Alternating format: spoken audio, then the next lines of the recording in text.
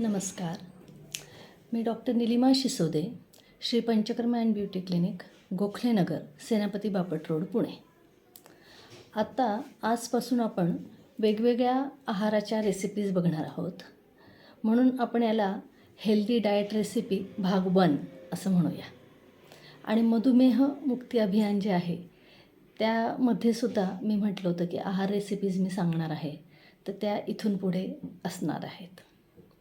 तर आज आपण आपल्या सगळ्यात महत्त्वाच्या धान्याबद्दल बोलूया, ते म्हणजे नाचणी. नाचणी हे अतिशय पौष्टिक असं एक धान्य आहे, जे भारतामध्ये सहज उपलब्ध आहे आणि अगदी कमी पाण्यात कोरड्या भागातसुद्धा ते चांगल्या प्रकारे वाढतं आणि आपल्याकडे मुबलक प्रमाणात उपलब्ध आहे. ही नाचणी जी आहे तिला इंग्लिशमध्ये रागी असं म्हणतात आणि बाकी तिचे जे फायदे आहेत ते बहुतांश लोकांना माहिती आहे. अगदी लहान बाळांपासून आपण सगळ्यांना नाचणी देत असतो. नाचणीमध्ये आपण पाहिलं तर खूप चांगल्या प्रमाणात कॅल्शियम आहे. नंतर आयर्नचं कंटेंटसुद्धा त्याच्यामध्ये अगदी 72 मिलीग्रॅम एवढं आहे. कॅल्शियम तर 345 मिलीग्रॅम एवढं आहे 100 ग्रॅममध्ये जर आपण विचार केला तर. त्यात पोटॅशियम मुबलक प्रमाणात आहे. व्हिटॅमिन B1, B2 नंतर व्हिटॅमिन एसुद्धा त्यात भरपूर प्रमाणात आहेत. त्यामुळे अगदी वाढत्या वयाच्या मुलांसाठी सुद्धा ते अतिशय पौष्टिक असं धान्य आहे. ते थोडंसं कोरडं आहे, वृक्ष असा त्याचा गुणधर्म आहे आणि अतिशय पचायला छान थंड अशी ही नाचणी आहे. नाचणी घेतल्यानंतर मात्र त्याच्या पचन प्रक्रियेमध्ये बराच वेळ जातो. त्यामुळे थोड्या प्रमाणात जरी तुम्ही नाचणी घेतली तर तुम्हाला खूप जास्त वेळ छान पोट भरल्यासारखं वाटतं. त्यामुळे मधुमेह किंवा स्थौल्याचे जे रुग्ण आहे किंवा ज्यांना खूप जास्त भूक लागते सारखी, त्यांच्यासाठी सुद्धा नाचणी खूप चांगलं धान्य आहे. नाचणी जी आहे त्याच्या बाहेरच्या आवरणामध्ये खूप जीवनसत्व, सेल्युलोज भरपूर प्रमाणात असतात. त्यामुळे ते कॉन्स्टिपेशनचे जे रुग्ण आहेत, ज्यांना मलवष्टंभाची तक्रार आहे, सारखं पोट साफ होत नाही, त्यांनासुद्धा ती खूप उपयोगी आहे. नाचणीमध्ये जवळजवळ 11 प्रकारचे इसेन्शियल अमायनो ॲसिड ज्याला म्हणतो आपण प्रोटीन ते आढळतात.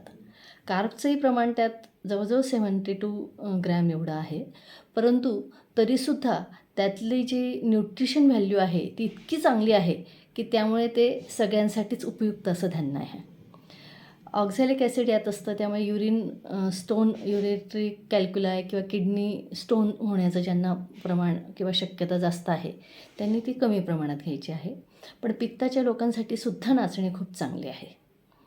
नाचणी आहे तिची आपण बऱ्याच प्रकारे ती वापरू शकतो. मी तुम्हाला थोडक्यात त्याचे गुणधर्म सांगितले म्हणजे तुम्हाला लक्षात यावं की ही मी का घेतो आहे. नाचणीमध्ये मॅग्नेशियमसुद्धा खूप चांगल्या प्रमाणात आहे. त्यामुळे बऱ्याच वेळा असं म्हटलं जातं की आपल्या आहारामध्ये आपल्याला शक्यतो सगळ्यांनाच मॅग्नेशियम खूप कमी पडतं आणि वरून आता हल्ली आपल्याला मॅग्नेशियम घ्यावं लागतं. मधुमेहाच्या रुग्णांना तर मॅग्नेशियम कमीच असतं बऱ्याच वेळा. तर त्या मॅग्नेशियमचा खूप चांगला सप्लाय हा आपल्याला नाचणीमधून होतो. तसंच बहुतांश आहारातल्या गोष्टीत आपल्याला पोटॅशियम मिळत नाही, परंतु नाचणीमधून आपल्याला खूप चांगल्या पद्धतीने पोटॅशियम मिळतं. त्यामुळे त्यासाठीसुद्धा नाचणी हे खूप उपयुक्त धान्य आहे. आता नाचणी ही बऱ्याच प्रकारे आपल्याला वापरता येते. पूर्ण नाचणी ही वापरणं केव्हाही चांगलं. पूर्ण नाचणी सालीसकट जर असेल तर त्यामध्ये कॅल्शियम, प्रोटीन, आयर्न, सेल्युलोज याचं प्रमाण खूप जास्त प्रमाणात आहे. आणि नाचणीचं माल्ट तुम्ही तयार केलं तर त्याची न्यूट्रिशन व्हॅल्यू खूप चांगली आहे.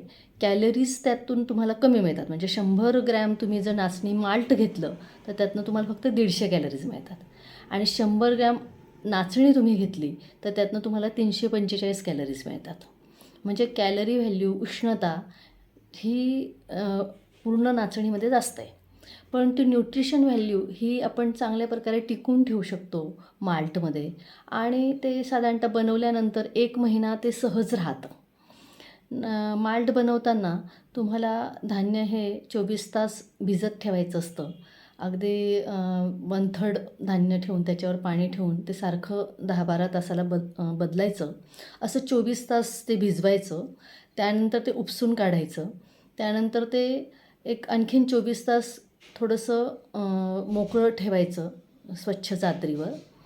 त्यानंतर त्याचा एक ढीग करून ठेवायचा पुढचे 48 तास आणि त्यानंतर पुन्हा ते 72 तासासाठी वाळवत ठेवायचं आणि नंतर ते सुती धान्य किंवा गोणीला घासून घासून त्याचं वरचं कव्हर काढायचं आणि मग मधले जे पांढरे धान्य राहील नाचणी ते हळूवार मंद आचेवर भाजायचं आणि त्यानंतर त्याचं पीठ करून ठेवायचं.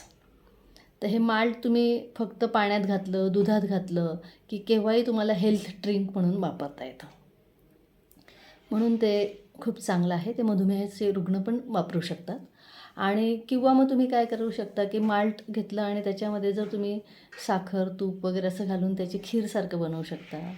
एक पेय ज्याला म्हणू आपण हेल्थ ड्रिंक, प्रोटीन पावडर विकत आणून ती घेण्यापेक्षा नाचणी माल्ट जे आहे ते पण तुम्ही प्रोटीन पावडर म्हणून वापरू शकता. नंतर बऱ्याचशा ज्या आहेत रेसिपीज त्या शक्यतो आपण पिठापासून बनवलेल्या असल्या तर त्याचे आपल्याला अधिकाधिक फायदे मिळतात. त्यामुळे शक्यतो तुम्ही नाचणी आणून आणि दळून ठेवली, फक्त स्वच्छ करून आणि दळून घेतली तरी त्यापासून तुम्हाला खूप चांगल्या प्रकारे वस्तू बनवता येतात. आता आजच्या भागात आपण नाचणीचे उपयोग पाहिले, नाचणीपासून आपल्याला काय काय फायदे मिळतात ते आपण पाहिलेले आहेत. आत्ता पुढच्या भागात आपण ॲक्च्युली नाचणीपासून ज्या रेसिपीज बनवल्या जातात त्या बघूया. नाचण्यापासून आपण नाचणी मुड्डे म्हणतात, ते साऊथमध्ये खाल्ले जातात करीबरोबर, ते पण एक करू शकतो. शिवाय नाचणीची उकड महाराष्ट्रात किंवा साऊथमध्ये पण आपण बनवतो, ती आपण करू शकतो. नाचणीचे डोसे, नाचणीपासून इडली किंवा नाचणीची बिस्किटं असं आपण करू शकतो. तर ते आपण थोडक्यात पाहूया. एक तुम्हाला कल्पना यावी की आपण अगदी छोट्याशा धान्यापासून पण बऱ्याच रेसिपी करू शकतो आणि आपल्या रोजच्या आहारात आपण त्याचा समावेश केला तर आपल्याला ते खूप चांगल्या पद्धतीने पौष्टिक असं धान्य आहे. आजच्या भागात एवढंच. पुन्हा भेटूया पुढच्या भागात. नमस्ते. तुम्ही जर माझं यूट्यूब चॅनल सबस्क्राईब केलं नसेल तर ते इथून पुढे नक्की करा. थँक्यू.